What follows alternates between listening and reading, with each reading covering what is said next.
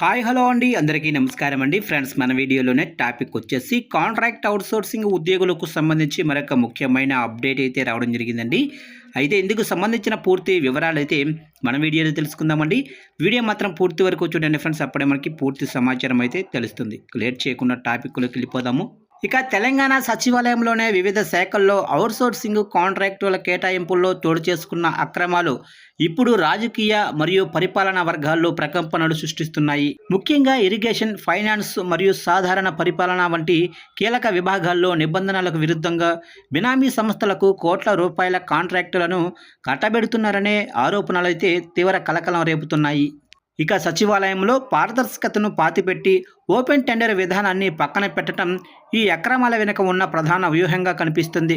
కేవలం కొద్ది మందికి మాత్రమే తెలిసేలా కొటేషన్లు సేకరించి ముందే నిర్ణయించుకున్న బినామీ ఏజెన్సీలకే కాంట్రాక్టులు దక్కేలా చక్రం తిప్పుతున్నారు.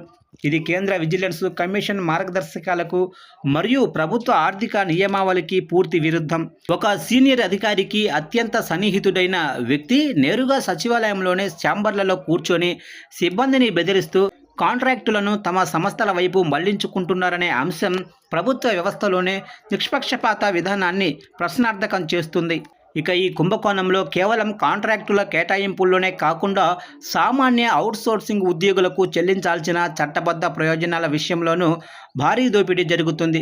ఉద్యోగుల వేతనాల నుంచి కట్ అవుతున్న ఈపీఎఫ్, ఈఎస్ఐ మరియు ప్రభుత్వానికి చెల్లించాల్సిన జీఎస్టీ నిధులను సక్రమంగా చెల్లించకుండా ఆ మొత్తాన్ని అధికారులు మరియు కాంట్రాక్టు 50-50 నిష్పత్తిలో పెంచుకుంటున్నారనే ఆరోపణలైతే ఉన్నాయి. ఇక ఇది ఈపీఎఫ్ చట్టం 1952 మరియు అవినీతి నిరోధక చట్టం 1988 కింద తీవ్రమైన నేరం. తమ హక్కులను గురించి ప్రశ్నించిన ఉద్యోగులను ఉద్యోగాల నుంచి తొలగిస్తామని బెదిరిస్తూ వారిని శ్రమ దోపిడీకి గురి చేయటం అత్యంత ఆందోళనకరమైన విషయం.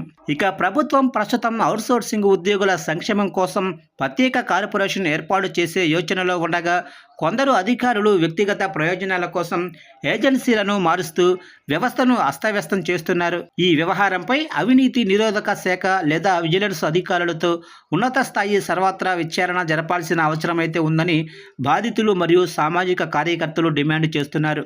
అక్రమంగా కేటాయించిన కాంట్రాక్టులను తక్షణమే రద్దు చేసి బాధ్యులైన అధికారులను సస్పెండ్ చేయడమే కాకుండా ఉద్యోగులకు రావాల్సిన బకాయిలను వసూలు చేసి వారికి అందచేయాలి.